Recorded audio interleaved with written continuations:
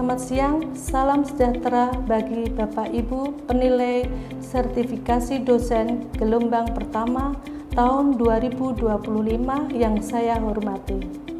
Perkenalkan, saya Lilis Nurhayati, STMT, dosen tetap Program Studi Teknik Industri Universitas Katolik Dharma Cendika.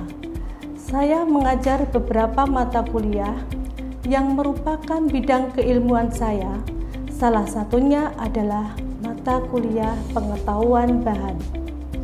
Video ini akan memaparkan pernyataan diri dosen dalam unjuk kerja Tridharma Perguruan Tinggi PDD UKT PT, khususnya dalam bidang pengajaran. Dalam video ini saya akan memaparkan unjuk kerja pengajaran dalam mata kuliah pengetahuan bahan. Pemaparan materi dalam mata kuliah pengetahuan bahan berdasarkan aspek delivery, interaction, dan assessment berupa 1. Deskripsi mata kuliah, 2. Kemampuan akhir yang akan diharapkan, 3.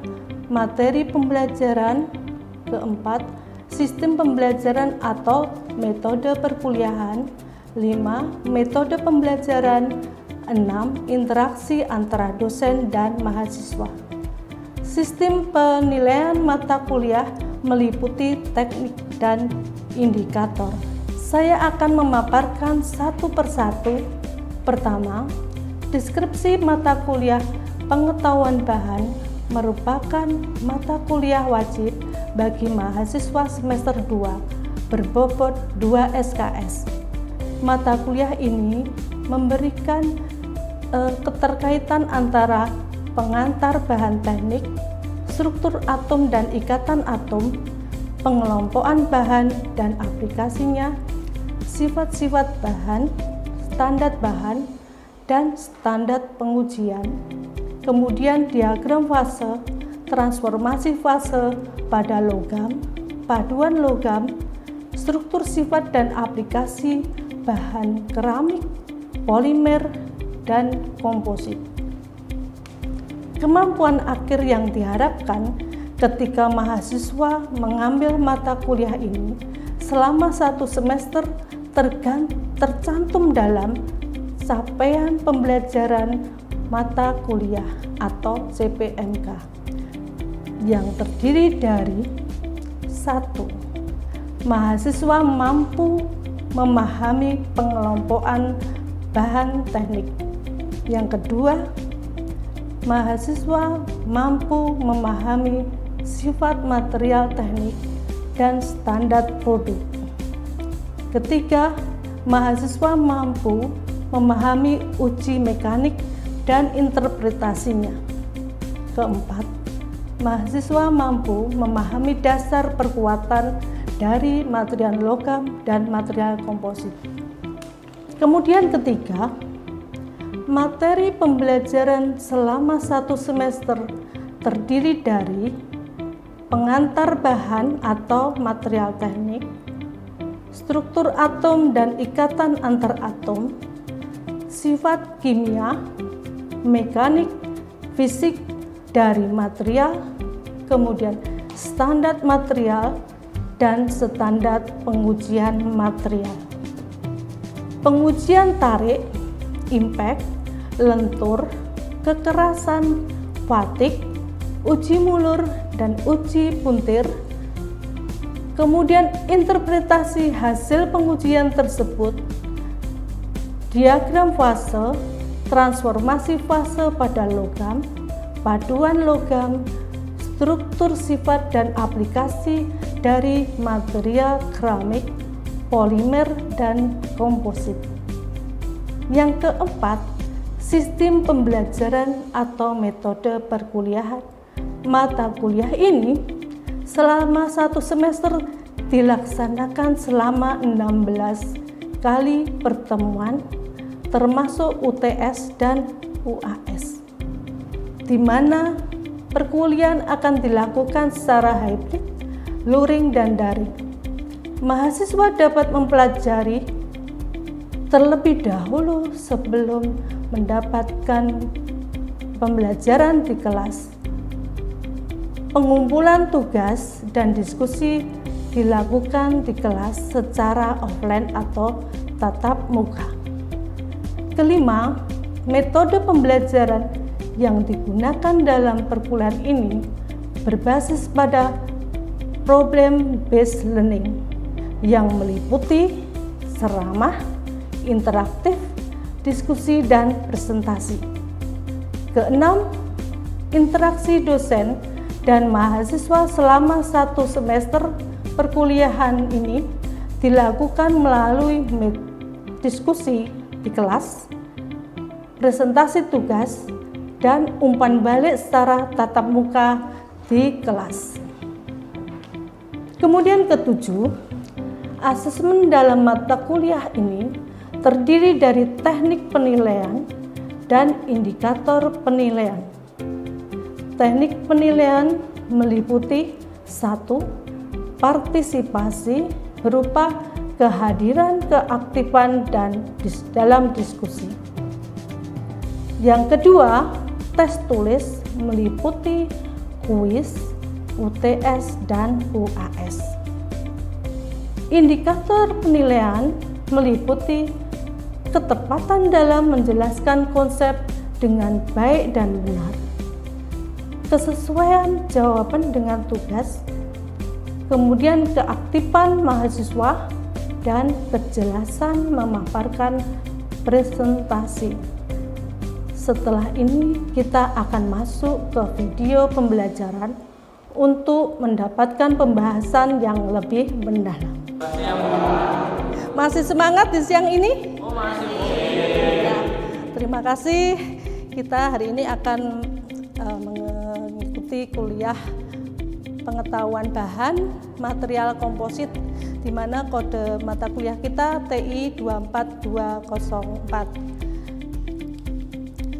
Tujuan pembelajaran dari mata kuliah ini adalah memahami definisi dan klasifikasi material komposit, kemudian menjelaskan struktur dasar dan karakteristik material komposit, mengidentifikasi jenis-jenis material, perkuatan, dan matrik, dan menjelaskan proses pembuatan dan aplikasi dari material komposit. Pengantar material komposit.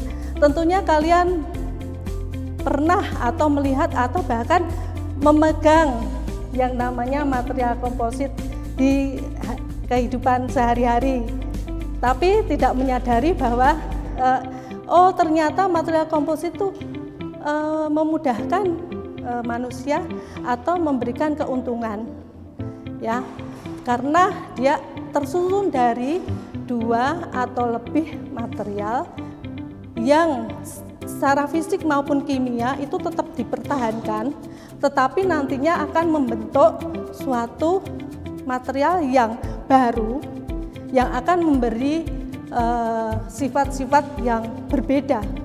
Jadi seperti peningkatan, ya, peningkatan terhadap kualitasnya, terhadap sifat mekaniknya, dan lain sebagainya.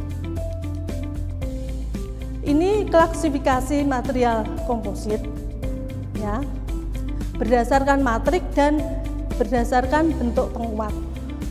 Oke. Nanti yang akan saya bahas adalah yang ini.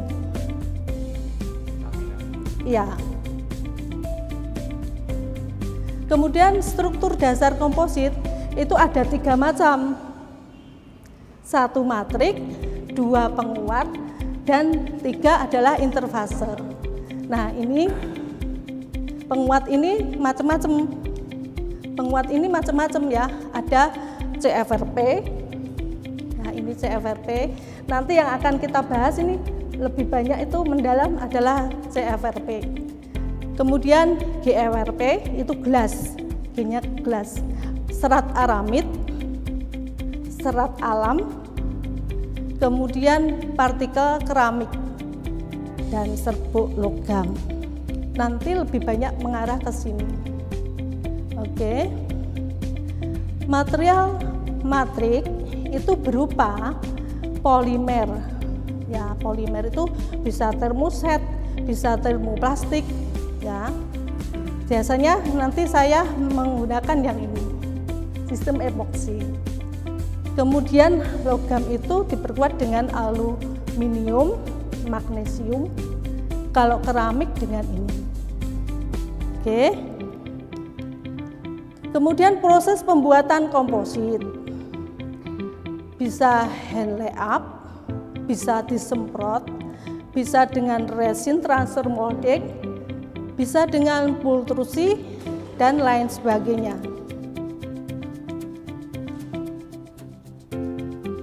Kemudian sifat-sifat material komposit. Siapa yang tahu? Kira-kira tadi saya pendahuluan sudah sedikit menyampaikan sifatnya bagaimana. Ada yang tahu enggak sifat dari material, keunggulan material komposit ini? Ya, tentunya adalah ringan tetapi kuat. Ya, bisa ini nanti ada sifat-sifat mekanik yang lain, misalnya kaku, daktil, dan lain sebagainya. Kemudian tahan korosi, misalnya mau menempatkan material di daerah yang berair atau yang mempunyai kandungan sulfur yang tinggi sehingga gampang berkarat. Lah ini tentunya bisa dipakai. Ya, kemudian sifat mekanik dapat direkayasa. Oke. Aplikasinya pada konstruksi jembatan. Ini komposit. Itu ada tiang lampu, ya kan? Berarti banyak kan? Furniture, bisa meja, housing interior, perkakas rumah. Bisa dirgantara itu sayap dan badan pesawat dilapisi dengan CFRP. Oke, kemudian otomotif dan olahraga. Papan selancar itu menggunakan material ini. Kemudian di bidang kesehatan, ini adalah implan tulang, kursi roda yang ringan. Ada pertanyaan sampai dengan ini? Belum ya? Saya lanjutkan ya. Oke. Kelebihan dan kekurangan. Nah, kalau ada kelebihan pasti ada kekurangan. Kelebihannya ini tadi sudah sebutkan, namun kekurangannya pasti biayanya lebih tinggi, ya kan? Biayanya lebih tinggi. Untuk perbaikannya sulit dan daur ulangnya kompleks. Begitu. Studi kasus mengenai komposit ini sangat kalau kita mau melihat penelitian-penelitian bahkan di luar negeri itu sudah sangat luas. Ya, nanti silahkan kalian kalau kepingin jadi peneliti bisa berkecimpung di dunia riset. Oke. Karena kita itu mengarah ke lingkungan yang ramah ya. Ya, diharapkan nanti tahun 2060-an ya, kita itu harus bebas dari emisi CO. Jadi isu-isu lingkungan seperti itu harus kita perhatikan. Nah, supaya untuk kesejahteraan dan kesehatan dunia, ya. Jadi penggunaan material yang ramah lingkungan perlu disupport, ya. Oke.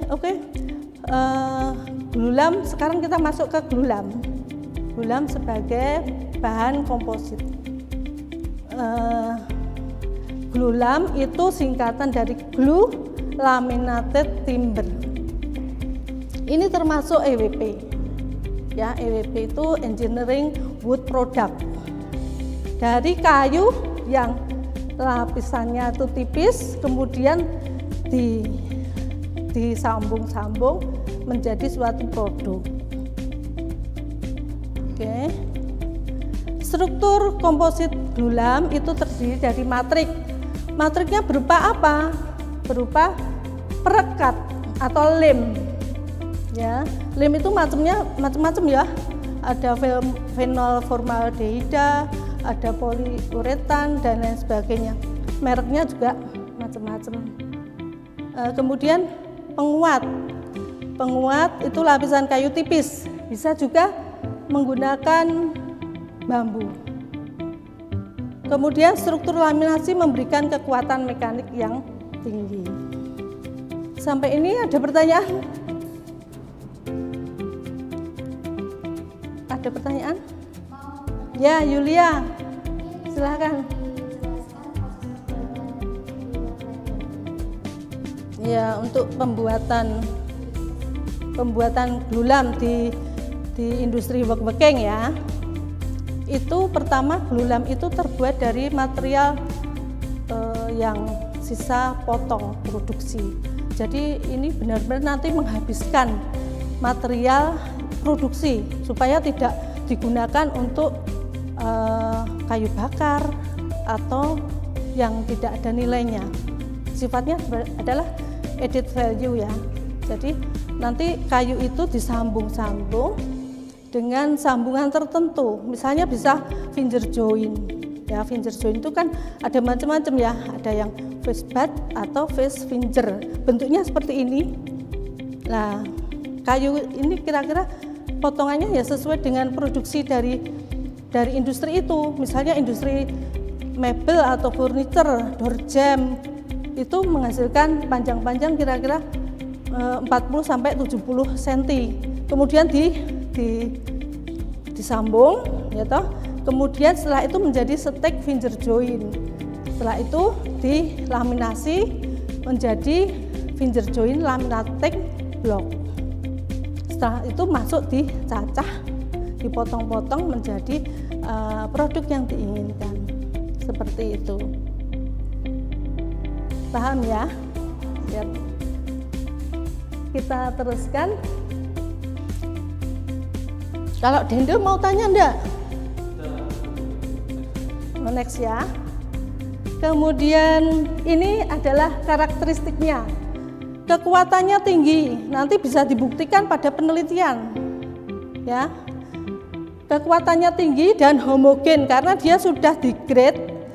Ya, di-grade jadi sifat-sifat jeleknya sudah dihilangkan seperti mata kayu atau sifat yang misalnya lapuk atau ada kenot, nah, itu sudah dihilangkan.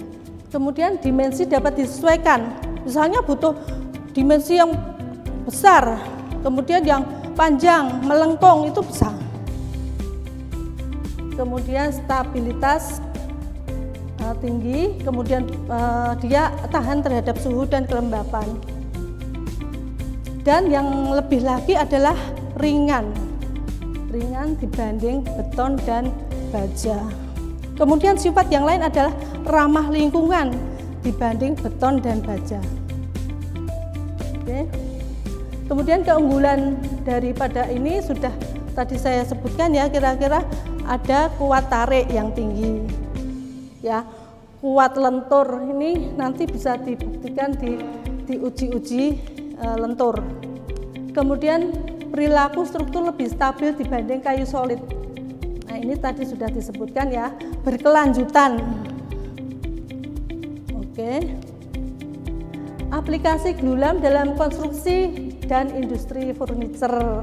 Tadi sudah kita bahas yang lainnya. Ada tambahan yaitu struktur atap.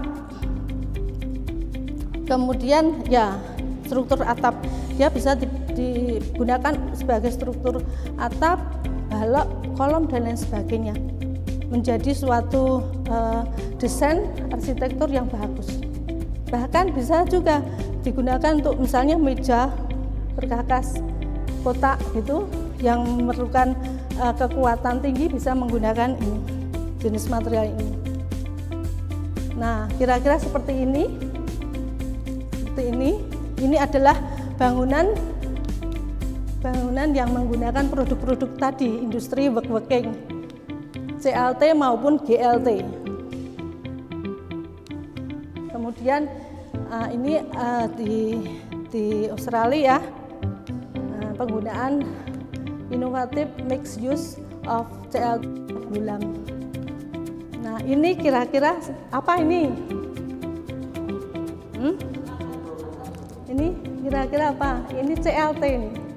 CLT itu kayunya ke sana ya, sama ke sini. Jadi di mix antara seratnya ya, tegak lurus 90 derajat menjadi material yang padat seperti ini. Dia bisa menyerupai kayu solid. Kemudian ini adalah tantangan penggunaan glulam.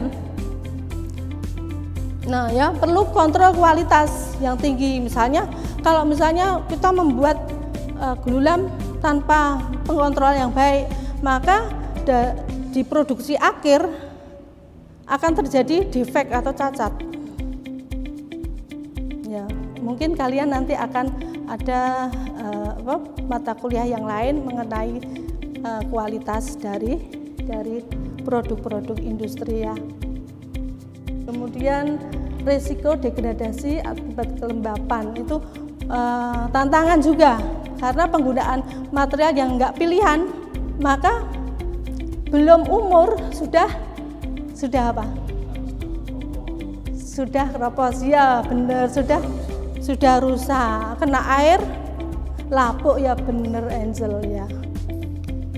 Keterbatasan penggunaan untuk struktur luar ya tanpa perlindungan. Jadi kalau kena iklim ya betul. Jadi harus dalam perlindungan ya. Oke. Penelitian terkini dari material komposit, penggunaan serat CFRP ya, untuk meningkatkan kekuatan. Jadi CFRP itu apa kira-kira? Siapa yang tahu CFRP?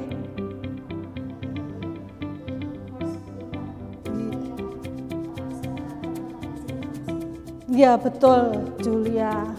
Nah itu adalah dia merupakan material yang terbuat dari karbon, kemudian dia akan bereaksi atau melakukan kerjasama dengan material kayu ya, untuk perkuatan. Nah ini adalah bentuk dari glulam tadi, komposit ya. Jadi ini ya, direkatkan dengan lem dan sambungan pinjer join menjadi produk seperti ini. Tadinya ini berupa papan lebar ya, bisa 1,20 meter, bisa 200, kemudian dipotong-potong menjadi panjang ini ya. Kemudian gambar yang sebelah ini adalah material yang sudah diperkuat dengan CFRP tadi ya. Ini adalah untuk penerapan daripada CFRP ini membutuhkan keahlian ya, harus hati-hati karena dia sifatnya kan tidak enak di tangan ya, tapi makanya harus menggunakan sarung tangan ya. Nah ini kira-kira seperti ini untuk mengukur dan menggunakan CFRP, dipotong-potong sesuai dengan kebutuhan. Setelah itu menjadi produk seperti ini. Dan ini adalah setting pengujian lentur. Yang kemarin kuliah minggu kemarin kita sudah berbicara tentang pengujian lentur. Bagaimana? Nah, seperti ini adalah setting alatnya. Ya, loading frame. Loading frame ini digunakan untuk menguji produk komposit tadi. Ya, ini settingnya. Kemudian ini adalah penggunaan data logger untuk menghitung kenaikan beban yang nanti akan diterapkan. Oke. Nah, seperti ini pemantauan dari pengujian lentur 4-point bending. Siapa yang akan bertanya mengenai ini? Sebentar ya.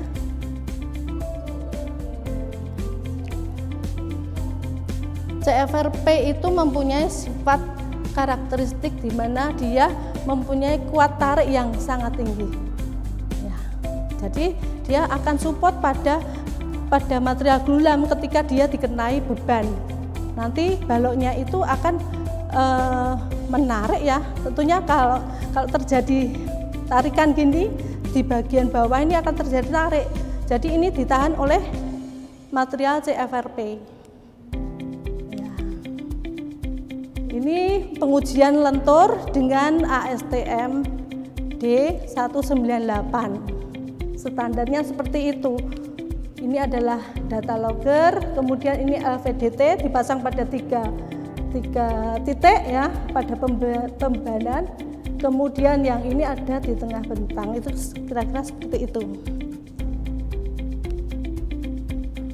Terus hasil pengujiannya bisa kita lihat. Nah, ini kayu yang tadi dikenai beban ini di bagian-bagian tertentu akan terjadi failure ya, retak. Bagaimana keretakannya nanti akan diteliti, dilihat ya. Oke, seperti itu. Nah, ini adalah perilaku elastis dan plastisnya.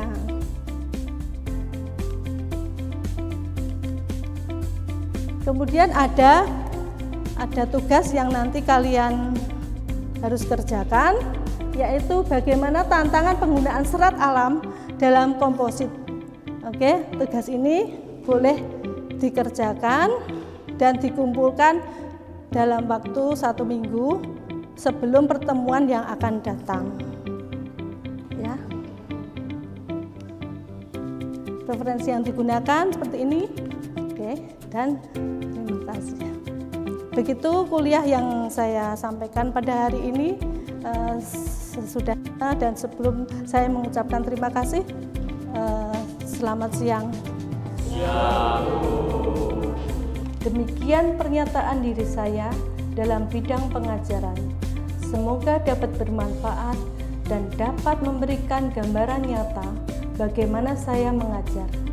Atas perhatian Bapak Ibu penilai, saya mengucapkan terima kasih.